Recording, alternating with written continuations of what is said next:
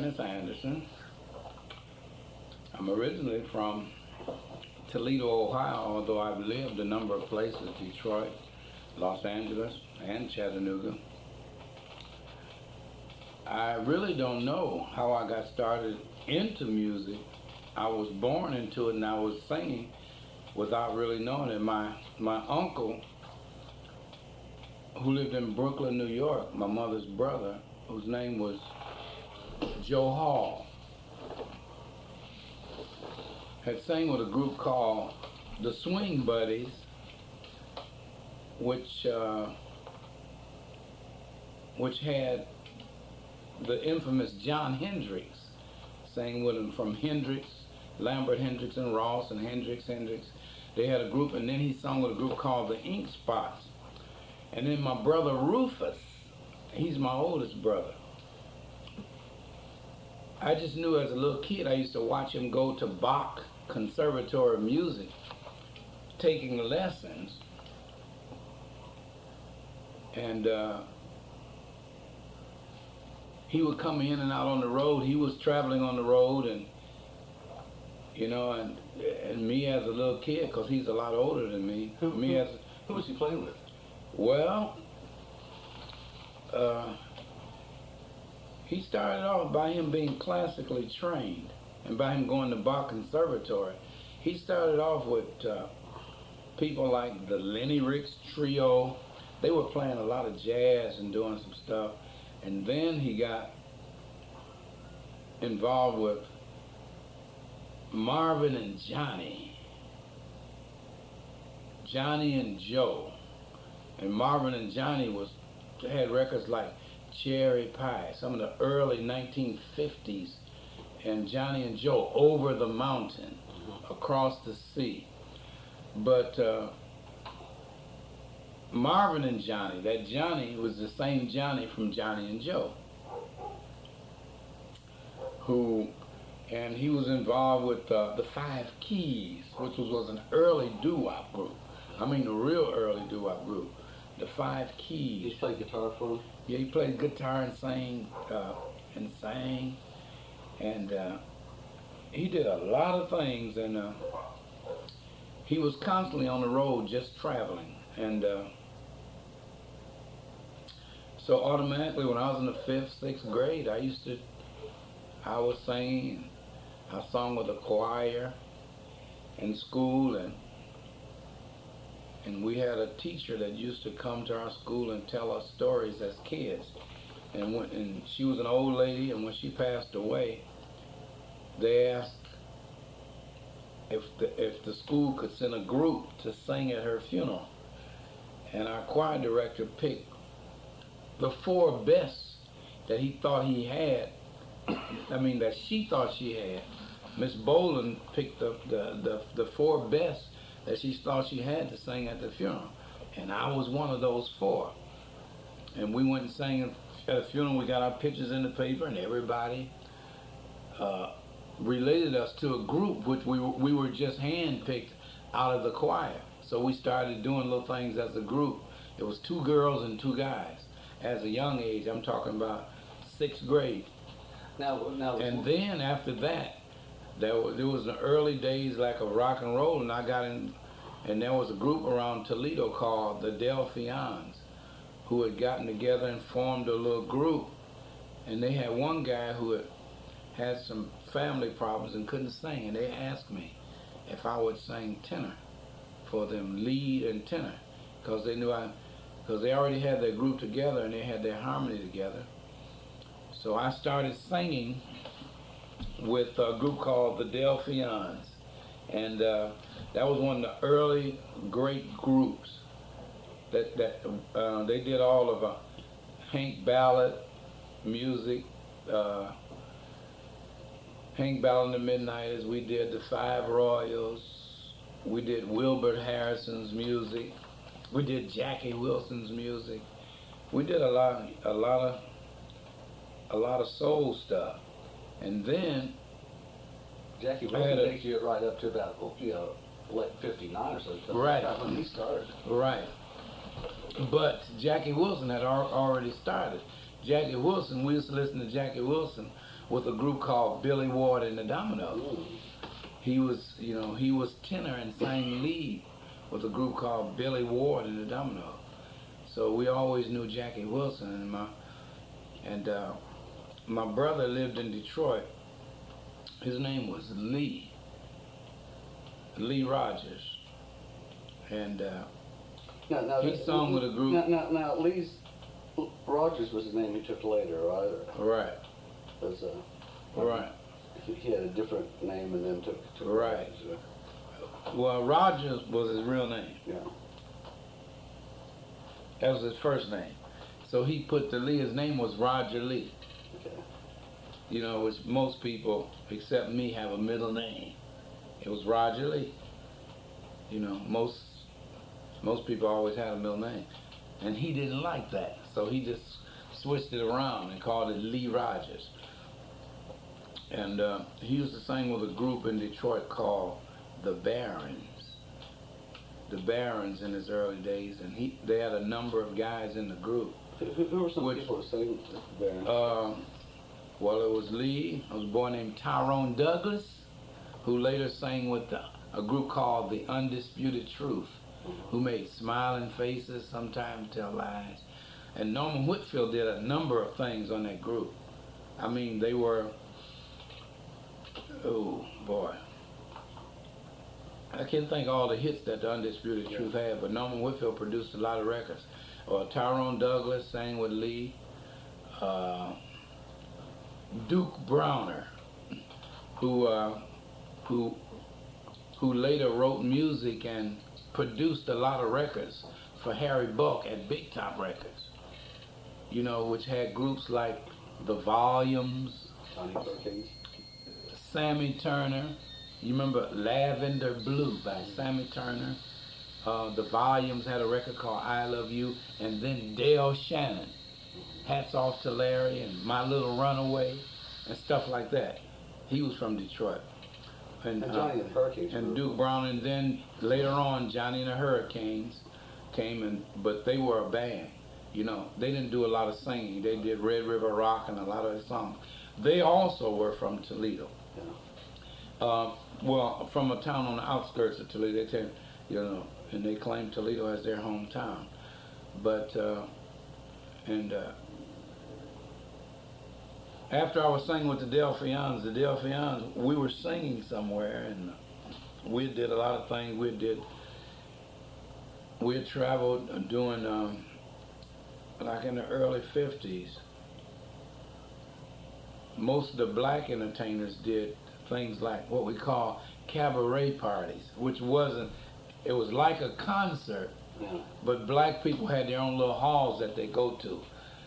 And the cabaret parties was when you give a big party and people get together and you bring your own bottle and you sit at tables and you have your ice and your party. And a lot of the places that they had the cabaret parties that you could have them in those days were a lot of places that the Elks ran, and the local Elks clubs and stuff like that. I played the local Elks club here, best gig I ever had. Right, so we used to do that, and there was a promoter in Toledo whose name was Hank Durham, who was one of the early, big promoter. Used to book people like Bill Doggett, Wilbur Harrison from Kansas, and that did Kansas City. He used to bring in Lewis Jordan, another big guy, Bull Moose Jackson, in the old days. Those guys who had the big bands and things like that. So he was a good promoter, and when he would put on cabaret parties, he would bring in, maybe a nationally known artist, and then he would use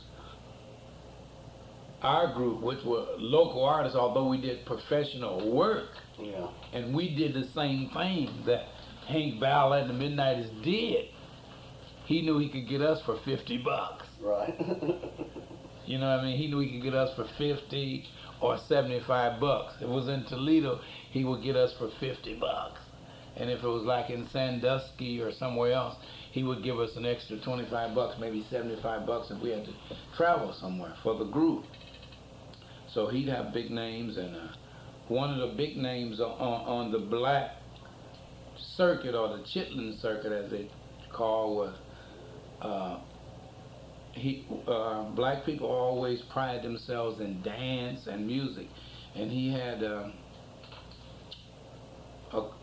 dancer and what we call a contortionist named Caldonia Young, and she was dancing. She was a big, and people like Lula Reed, he would bring them in, and then use the Delphians, which was my group, as an opening act. And we could really open up a show because we sang and we danced and did all the dance routines, and we were excited. And we would open the show for all the big artists. So he would use us on a lot of shows. So I did that in the 50s, and during the 50s, we were singing, and a group came through from Memphis, Tennessee, by the name of the Del Rios. But they were billed as William Bell and the Del Rios. And they came through, and we were at a show that they were at. I don't remember exactly the show, but I can remember it being out on Woodville Road somewhere in Toledo, but I can't remember the name of the place. And they were singing, and they heard us sing, and he had a guy who was, I guess, 17 or 18 years old, that was getting ready to leave the group because I think he was going back home to get married or something. The girl he had was pregnant and having a baby, and he was leaving the group to go back home. And they heard me, and they approached me and asked me if I would be interested in singing tenor for their group. Was that Phineas Newborn? Right, and the band director was Phineas Newborn.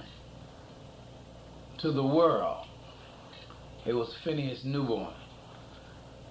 But black folks like to mess it up and mess with him. They call him Finest. They call him Finest Newborn, but his name was Phineas Newborn. And he was the band director, plus he was a lot older, and he acted as their road manager and their agent since they were on the road with him, and his band was playing with them. And at that time, Phineas Newborn didn't hear me. The group heard me and asked me for my number, and I gave him my number. And I guess a little while later, maybe some months later, they came back through Toledo. They were traveling the country. They had a hit record out, and they were traveling the country. And they came back through Toledo on their way to Gary, Indiana, and Chicago. And they called me while they were there. And you just gotten out of high school. Right. And they called me and asked me, Phineas Newborn called, and they were looking for me and couldn't find me. And they came up on what we call the strip, the set, where everybody hang out. It was a place on Indiana Avenue at that time. And he was asking around and asking anybody if they knew Prentiss Anderson. And he went to this club, to this restaurant called Stanley's, George's Grill. And asked around, and the guy who was working behind the counter told him, say, I know Prentiss, but he hasn't been here tonight. If he come in, I'll tell him you're looking for him. And they gave him the name of the hotel they were staying at and a number. And just so happened that night, we were hanging out and we came in, and a guy's name was Neely. We called him Neely. Neely told me that some people had been in looking for me and left a number. So I called the number, and they were staying at a local black hotel. We had a lot of big, beautiful hotels, but for some reason or another, by them being from the South, they looked for a hotel in the black neighborhood, which was at that time called the Flamingo Hotel. and they stayed down there, and I called them. And they asked me if I would come down. They were to say, we're leaving tomorrow, and we're on our way to Gary, Indiana, and I need to talk to you. That's what Phineas Newborn said. So, in my talking, I might call him Phineas and I might call him Phineas, but it's the same person. So he asked me if I would come down, and I told him, yeah. So I went down to the hotel where they were staying, and we sat and talked for a while. And then he asked me to sing something for him. And I sang a song. I don't remember exactly what it was. He said, pretty good. And he asked me if I could sing, if I thought I could blend in harmony with the group. I said, yeah. I said, whatever you know, sing it, and I can sing tenor. So they sung a song by the Coasters, which I was familiar with, and I sung first tenor on it. And the one thing that he liked is that all his group, he had a natural bass, a natural baritone bass, a natural second tenor. And the one thing he liked is that I sung a natural first tenor. And he liked that. And so he asked me if I would be interested in joining the group and going on the road with him.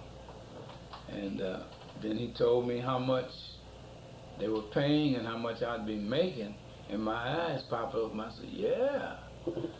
And I told him I'd be glad going.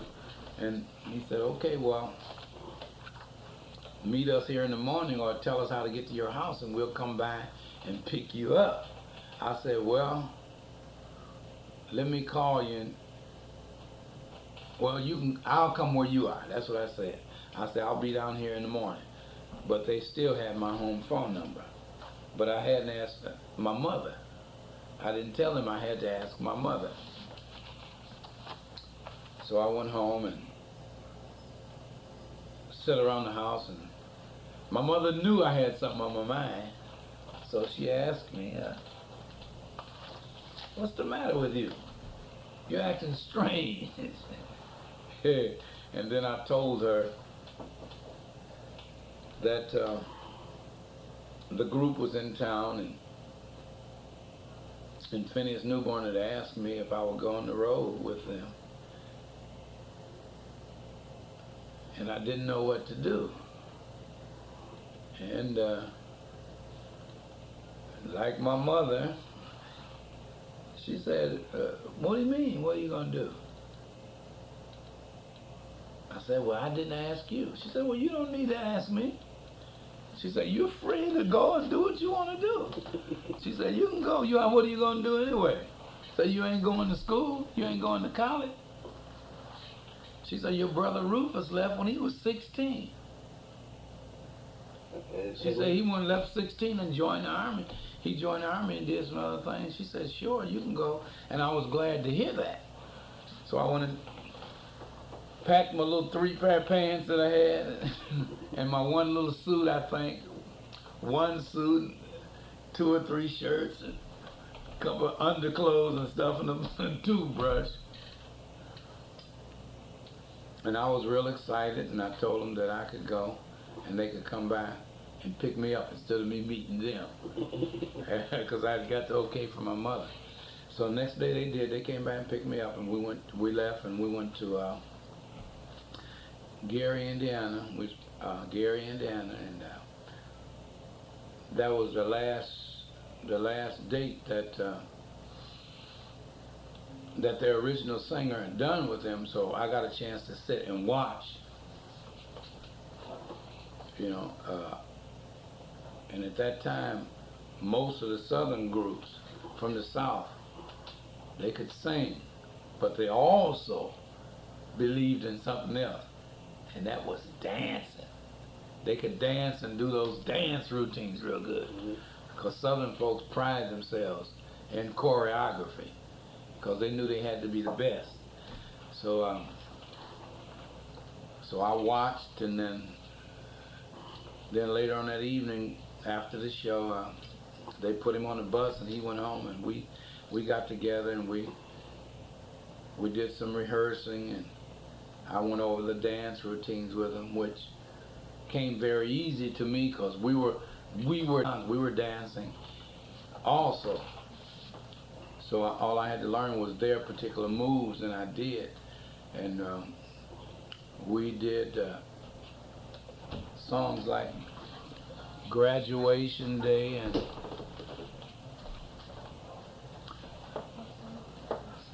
This Is a Lovely Way to Spend an Evening. We rehearsed on songs like that to perfect my tenor, and we did very well. And we left, and we finished the tour. We traveled and did our tour and things like that. And then we were in the process of doing a song called Heavenly Angel, which was on, I think was on the Meteor label. And after that, me being a northerner, pretty soon, the things that they did and the things that I did, I believed in, kept getting in the way of things that I thought we should have been accomplishing. Were you in Memphis by this time? Yeah, I had been to Memphis and we were back out. Okay. And we were in I think Baltimore, Maryland, on our way to Washington D.C. And I decided that I was going to leave the group. We had some real differences, and I didn't realize those differences when I went on the road. We were young kids, and I only realized, and those differences started to roll around in my head when we were on our way to Baltimore, and we had been driving from Chicago to Baltimore on a long drive, and we got hungry, and I thought that I knew we were in the D.C. area. And we stopped at a place called,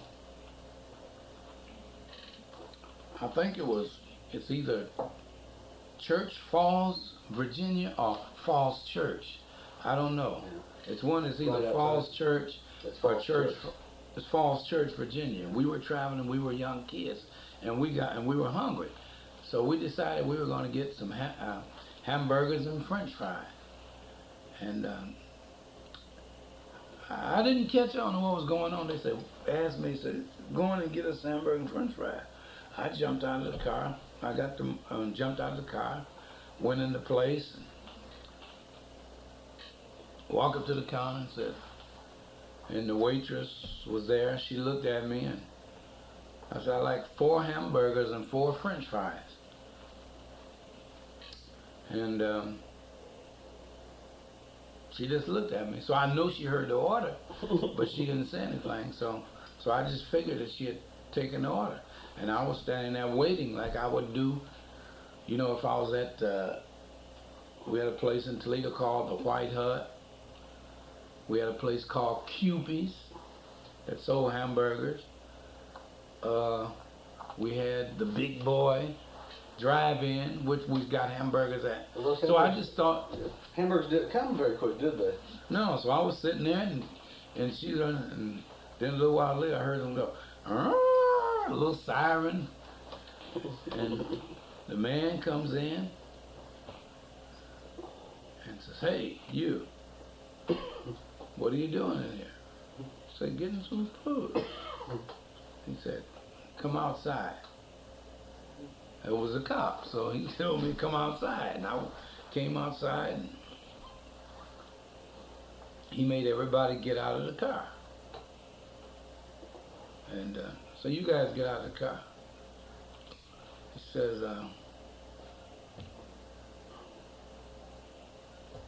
what's your name? I said, my name is Melvin Jones. I said, where you from, Melvin? He said, I'm from Memphis, Tennessee. I said, okay. I said, what's your name? I said, my name is Harrison Austin. where you from? He said, I'm from Memphis, Tennessee. He said, and you? What's your name? He says, my name is William Bell. Where you from? I'm from Memphis, Tennessee. Looked at me and said, what's your name? I said, my name is Prentiss Anderson.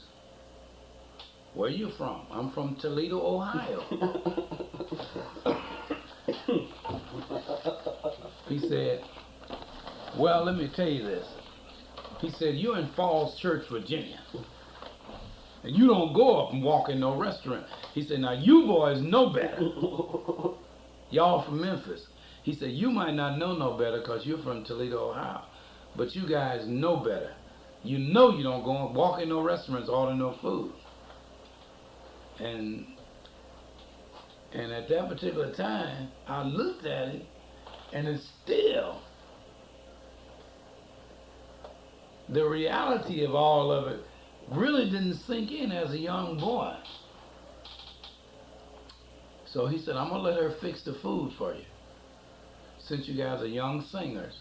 And you don't know, and when I say young singers, we were all teenagers. There was nobody over 18. Nobody was over 18 years old, you know. And we had one that was 17 going to turn 18. And so she fixed the hamburgers and the french fries and gave them to us at the back. We had to go to the back to get them. And that bothered me for a long time. And that really bothered me because I had never ran upon any situation like that. And then as we were entertaining places, people would come to see us and they would cheer and they would clap. And I would be talking to somebody white and they would encourage me to come on. We got something to do. You know, if I lingered too long, and I didn't catch on until, a little later on, we were in Baltimore, and then we went to New York. And we were right outside of New York somewhere. And there was this young girl who came to see our show. I mean, loved us. Never seen a group like that was not on top. And I think the year was 1960. It had changed. I think the year was probably 1959 or 60, but I think more like 60. And the girl came and she talked to us, told us how good she thought we were, and said she had an uncle that was looking for a group. And he was ready to invest his money and put it into a group. And she would bring him back to the next show so he could listen to us. And they never said anything to me, but me and the girl, we stood and talked, you know. We talked for a long time. And she had been to 2 of the shows. She had been to the show the night before, and so then came that day. So that evening, she brought her uncle back to the show. Oh man, and we put on our best performance. I mean, when I say performance, I mean performance. Because we did a lot of songs, and we also throw into our act sometime when we got a lot of young people in the audience, we would throw songs in like Run Red Run, because it was a fun song to do when you tell the story about Red being a monkey and being taught. And we had a little act that we did with the song. Right. You know, where we chased each other around, and it was real entertaining.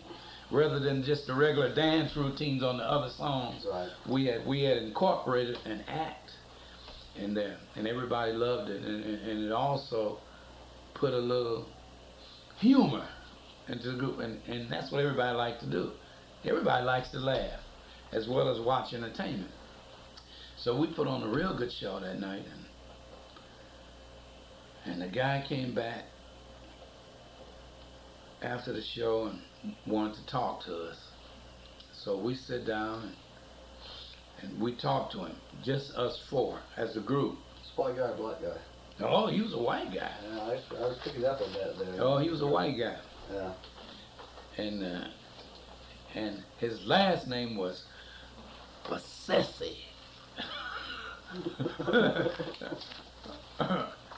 And at that time they called him Whitey Possessi. And he came in. I'll never forget it. It still sticks in my mind today. And he came in to talk to us. And his niece, her name was Joyce. I'll never forget her, because I spent 2 or 3 days with her and talking to her and just enjoying conversation together. And she had sung our laurels to her uncle. And he came and sat down and talked to us. And he told us how good he thought we were. And you're talking about 1960. You're talking about before there was a big, major thing going in the music industry. And when he talked to us, and then he told us that he was affiliated with a lot of clubs and that he had some places in New York and what he could really do for us. And he could go in and record us, and then we could make big money by playing some of the biggest nightclubs in the country at that time. We're talking about the Peppermint clubs and stuff like that. Or maybe even one, he had even hookups with a couple of things in Las Vegas, New York, Philly. I mean, it was all around the country. And then he used a word that really wasn't the word that the group thought it was. Yeah. He said,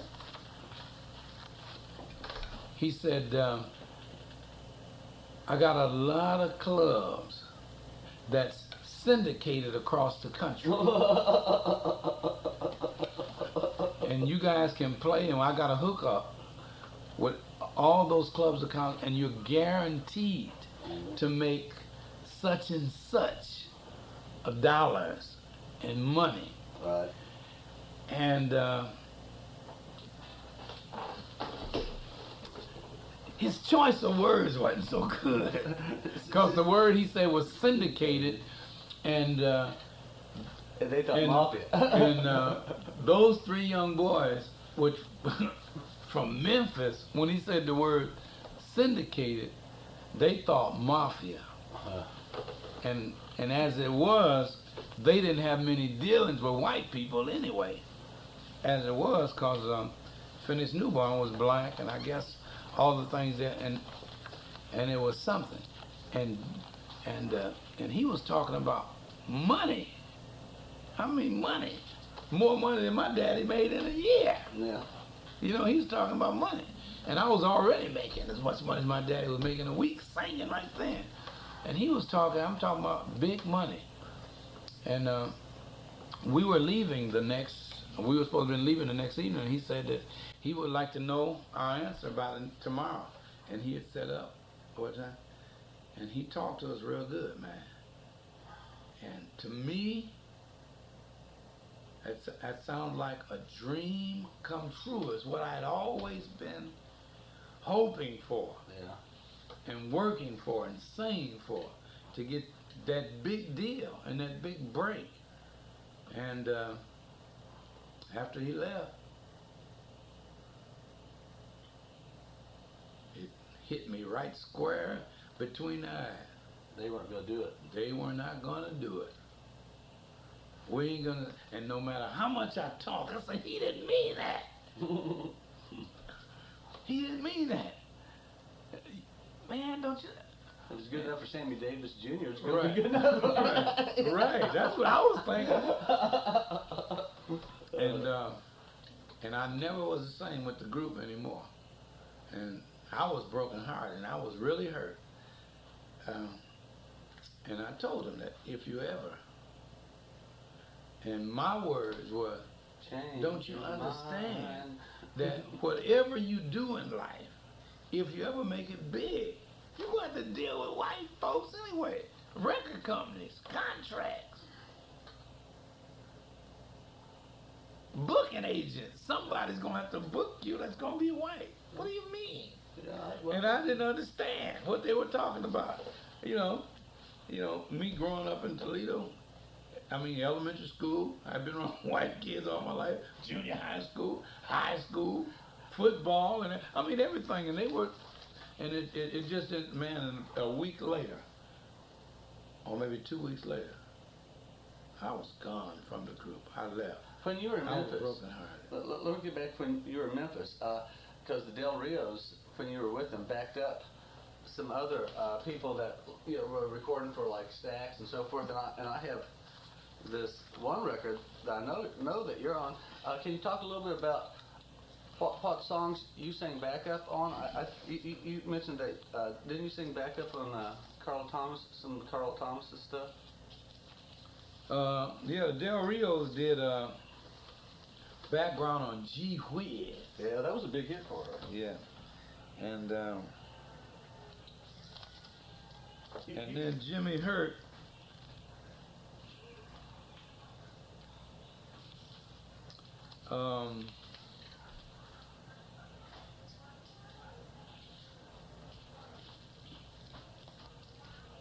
Yeah, that's Del Rios did backup on. Oh, What I Feel When Jilted. Yeah, Jilted, which was one of Jimmy Hurt's big records. They call it "Oh What a Feeling." But if you've ever been jilted, the Del Rios sang background on that particular song, and I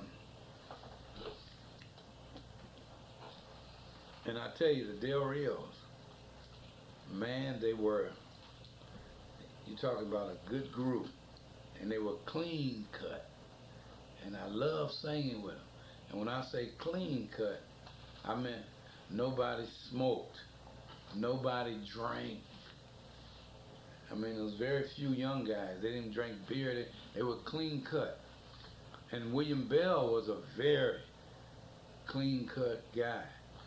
Where did y'all record at? Do you remember where you recorded? And oh boy.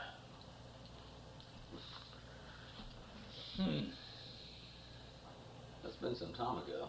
Yeah, it's been a long time ago. I can remember going to Memphis in later years with Lee. Yeah. To do something that Donnie Bryan wrote for him called "Love Can Really Hurt You Deep," and it was at the same studio. I just don't remember where it was. I just can't remember. It was in the early '60s, because I did a whole lot of recording after that. At the Motown studios and that. I got that Stax record thing up there. It probably has A lot of other things. Okay, well, but you went back to Toledo after you. After I left Del Rios. after I left the Del Rios. And you had some friends like Eddie. Were you friends with Eddie Kendricks by then? Or? No, not yet. Not yet. I had not met Eddie Kendricks as of yet. I came back to Toledo, and I used to. That's the early days of Motown. Yeah, I'm talking about early days. I got to tell you, we didn't talk about Baltimore. Okay, we're talking when about we were in Baltimore.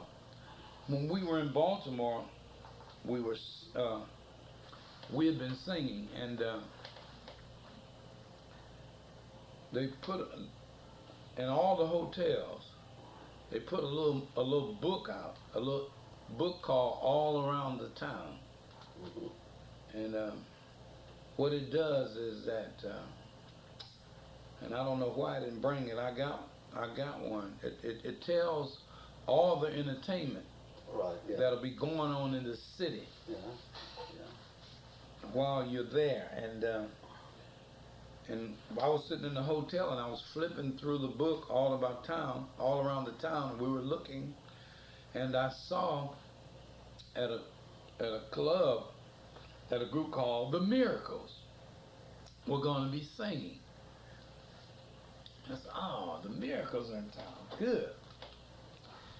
So I said, I'm going to run by and see the Miracles, which I had heard a number of times, and I had had some little small encounters, meetings with Smokey, you know, around Detroit and different places. Smokey Robinson and Bobby Rogers, I had, you know, ran into them a couple of times, you know, being in Detroit and being around Detroit, because I used to go all the time, and we used to skate a lot. Yeah. We used to go to skating rinks. So I said, oh boy, I'm going. They had a record out called Way Over There at the time. It really wasn't. It's probably one of their lesser known hits. Yeah. But it was called Way Over There. And most people in R&B know it. And I was going to see them. And they had one record out called She's Not a Bad Girl. I don't know if you know, it's called Bad Girl. Yeah. And I think that Barry had it on Chess Records or something. Yeah, it was on Chess. Something like that, you know, because he didn't have his label at the time. He used to lease the things out to Chess. He had the artist, but he didn't have the label. So I went over to see the group, and we were sitting around talking. I went by to see the group, and I went in, and just so happened Berry Gordy was there with them at the time. And I went in, and I asked the guy prior to Weather Miracles, and he said they were in the back. So I went back, you know, knocked on the door, and they asked me to come in. I come in, hollered at them, hey, Smokey, how you doing? And then Barry was there, standing talking with him. And I told him who I was. I said, my name is Prentiss Anderson. I'm with a group called the Del Rios. We're in town. Oh yeah, Del Rios, yeah, I heard him. He said, and we talked for a minute, and I said, I just came to see the show. And he said that they had canceled the matinee. They weren't going to do the matinee, they was just going to do the evening show. I said, oh man. So we sit and talked for a minute. And Barry told me that he had just opened up his studio on West Grand Boulevard.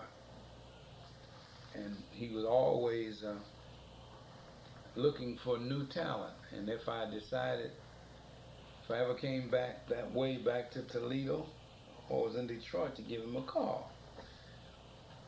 And he said, let me give you my number.